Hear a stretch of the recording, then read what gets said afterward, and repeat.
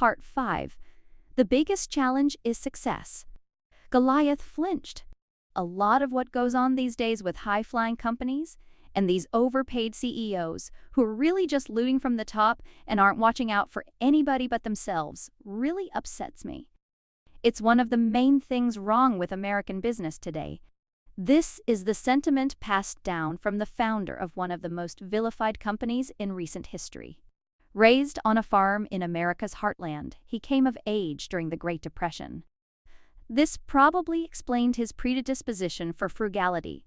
Standing 5 feet 9 inches and weighing only 130 pounds when he played football in high school, Sam Walton, the founder of Walmart, learned early the value of working hard. Working hard leads to winning, and as the quarterback on his high school football team, he won a lot. In fact, they went on to become state champs. Whether through hard work, luck, or just an unflappable optimism, Walton got so used to winning all time that he couldn't fully visualize what losing looked like. He simply couldn't imagine it. Walton even philosophized that always thinking about winning probably became a self-fulfilling prophecy for him. Even during the Depression, he had a highly successful paper route that earned him a decent wage for the times. By the time Sam Walton died, he had taken Walmart from a single store in Bentonville, Arkansas, and turned it into a retail colossus with $44 billion in annual sales, with 40 million people shopping in the stores per week. It takes more than a competitive nature, a strong work ethic, and a sense of optimism to build a company big enough to equal the 23rd largest economy in the world. Walton wasn't the first person with big dreams to start a small business. Many small business owners dream of making it big. I meet a lot of entrepreneurs, and it is amazing how many of them tell me their goal is to build a billion-dollar company. The odds, however, are significantly stacked against them. There are 27.7 million registered businesses in the United States today, and only 1,000 of them get to be Fortune 1000 companies, which these days requires about $1.5 billion in annual revenues. That means that less than 4% of all companies make it to the illustrious list. To have such an impact, to build a company to a size where it can drive markets, requires something more. Sam Walton did not invent the low-cost shopping model. The 5-and-dime variety store concept had existed for decades, and Kmart and Target opened their doors the same year as Walmart, in 1962. Discounting was already a $2 billion industry when Walton decided to build his first Walmart. There was plenty of competition beyond Kmart and Target, some of it much. And, with better locations and seemingly better opportunities for success than Walmart, Sam Walton didn't even invent a better way of doing things than everyone else. He admitted to borrowing many of his ideas about the business from Saul Price, the founder of FedMart, a retail discounter founded in Southern California during the 1950s. Walmart was not the only retail establishment capable of offering low prices either. Price, as we've already established, is a highly effective manipulation. It alone does not inspire people to root for you and give you the undying loyalty needed to create a tipping point to grow to massive proportions. Being cheap does not inspire employees to give their blood, sweat, and tears. Walmart did not have a lock on cheap prices, and cheap prices are not what made it so beloved and ultimately so successful. For Sam Walton, there was something else, a deeper purpose, cause, or belief that drove him. More than anything else, Walton believed in people. He believed that if he looked after people, people would look after him.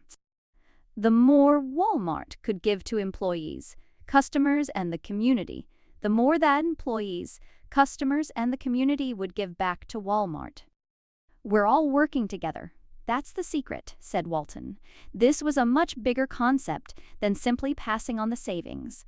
To Walton, the inspiration came not simply from customer service, but from service itself. Walmart was what Walton built to serve his fellow human beings, to serve the community, to serve employees, and to serve customers. Service was a higher cause. Problem was that his cause was not clearly handed down after he died. In the post-Sam era, Walmart slowly started to confuse why it existed, to serve people with how it did business, to offer low prices. They traded the inspiring cause of serving people for a manipulation. They forgot Walton's why, and their driving motivation became all about cheap. In stark contrast to the founding cause that Walmart originally embodied, efficiency and margins became the name of the game. A computer can tell you down to the dime what you've sold, but it can never tell you how much you could have sold. Said Walton, there is always a price to pay for the money you make, and given Walmart's sheer size, that cost wasn't paid in dollars and cents alone. In Walmart's case, forgetting your founders' why has come at a very high human cost. Ironic, considering the company's founding cause. The company, once renowned for how it treated employees and customers, has been scandal-ridden for nearly a decade. Nearly every scandal has centered on how poorly they treat their customers and their employees. As of December 2008, Walmart faced 73 class action lawsuits related to wage violations and has already paid hundreds of millions of dollars in past judgments and settlements. A company that believed in the symbiotic relationship between corporation and community managed to drive a wedge between themselves and so many of the communities in which they operate. There was a time when legislators would help pass laws to allow Walmart into new communities. Now, lawmakers rally to keep them out. Fights to block Walmart from opening new stores have erupted across the country. In New York, for example, city representatives in Brooklyn joined forces with labor unions to block the store because of Walmart's reputation for unfair labor practice. In one of the more ironic violations of Walton's founding beliefs, Walmart has been unable to laugh at itself or learn from its scandals. Celebrate your successes. Said Walton, find some humor in your failures. Don't take yourself so seriously. Loosen up and everybody around you will loosen up. Instead admitting that things aren't what they used to be, Walmart has done the opposite. The way Walmart thinks, acts, and communicates since the passing of their inspired leader is not a result of their competitors outsmarting them either. Kmart filed for Chapter 11, bankruptcy protection in 2002, and then merged with Sears 3 years later. With about $400 billion in annual sales, Walmart still sells more than 6 times as much as Target each year. In fact, looking beyond discount retailing, Walmart is now the largest supermarket in the world and sells more DVDs, bicycles, and toys than any other company in America. Outside competition is not what's hurting the company. The greatest challenge Walmart has faced over the years comes from one place: itself. For Walmart, what they do and how their hasn't changed. And it has nothing to do with Walmart being one of those before the love started to decline. What has changed is that their why went fuzzy. And we all know it. A company once so loved is simply not as loved anymore. The negative feelings we have for the company are real. But the part of the brain that is able to explain why we feel so negatively toward them has trouble explaining what changed. So we rationalize and point to the most tangible things we can see: size and money. If we, as outsiders, have lost clarity of Walmart's why, it's a good sign that the why has gone fuzzy inside the company also. If it's not clear on the inside, it will never be clear on the outside. What is clear is that the Walmart of today is not the Walmart that Sam Walton built. So, what happened? It's too easy to say that all they care about is their bottom line. All companies are in business to make money, but being successful at it is not the reason why things change so drastically. That only points to a symptom. Without understanding the reason it happened in the first place, the pattern will repeat for every other company that makes it big. It is not destiny or some mystical business cycle that transforms successful companies into impersonal Goliaths.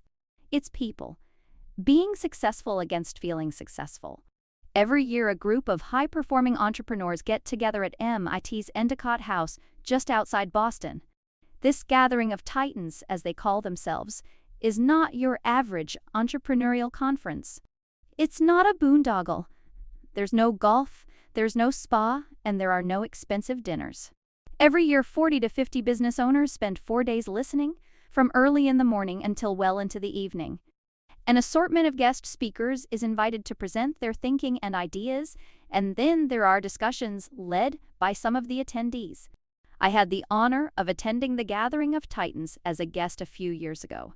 I expected it to be another group of entrepreneurs getting together to talk shop. I expected to hear discussions and presentations about maximizing profits and improving systems. What I witnessed was profoundly different. In fact, it was the complete opposite. On the first day, someone asked the group how many of them had achieved their financial goals. 80% of the hands went up. I thought that alone was quite impressive, but it was the answer to the next question that was so profound. With their hands still in the air, the group was then asked, "How many of you feel successful?" And 80% of the hands went down.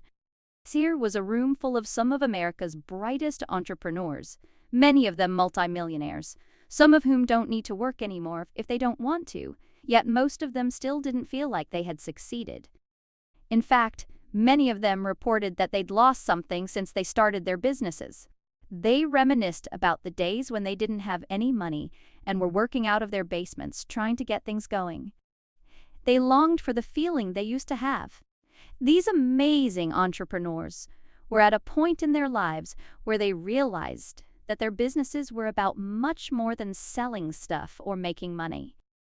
They realized the deep personal connection that existed between what they do and why they were doing it. This group of entrepreneurs gathered to discuss matters of why, and at times it was quite intense.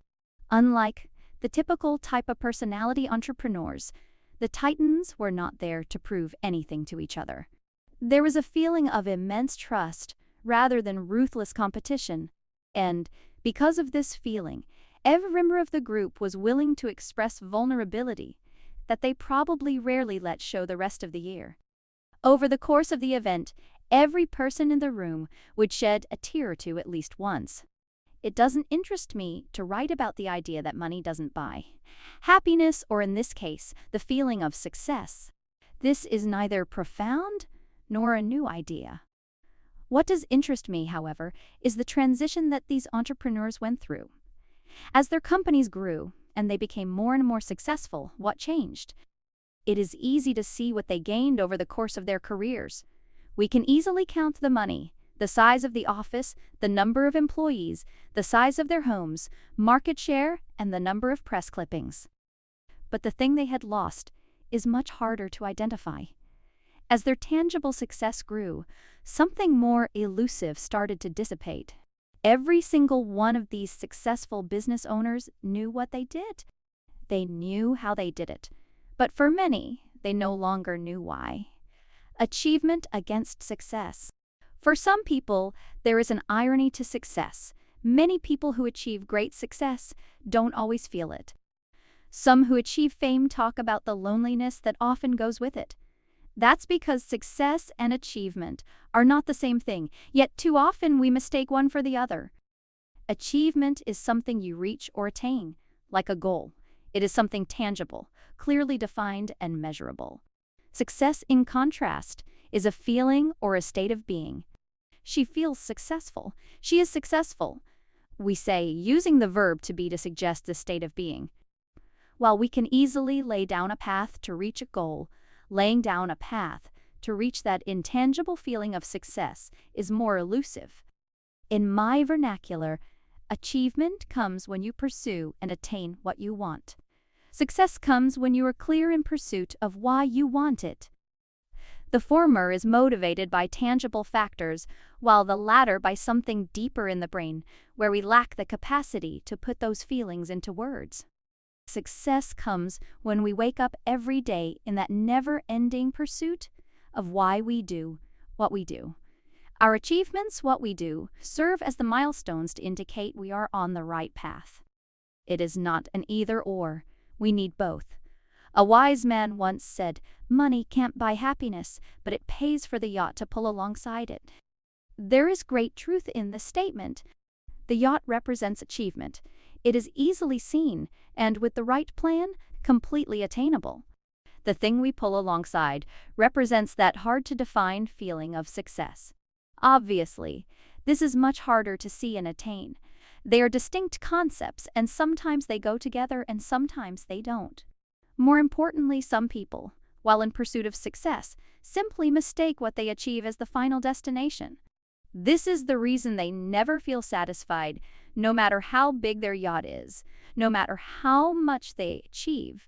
The false assumption we often make is that if we simply achieve more, the feeling of success will follow. But it rarely does. In the course of building a business or a career, we become more confident in what we do. We become greater experts in how to do it.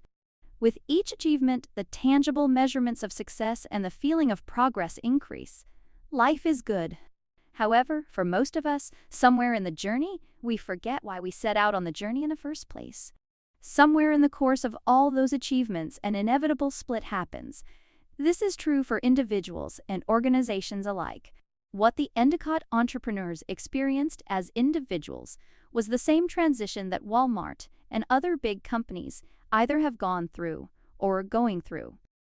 Because Walmart operates at such an immense scale, the impact of their fuzzy why is felt on a greater scale. Employees, customers, and the community will feel it also. Those with an ability to never lose sight of why, no matter how little or how much they achieve, can inspire us.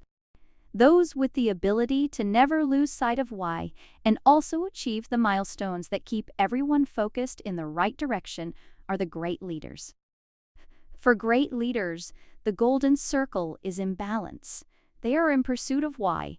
They hold themselves accountable to how they do it, and what they do serves as the tangible proof of what they believe. But most of us, unfortunately, reach a place where what we are doing and why we are doing it eventually fall out of balance.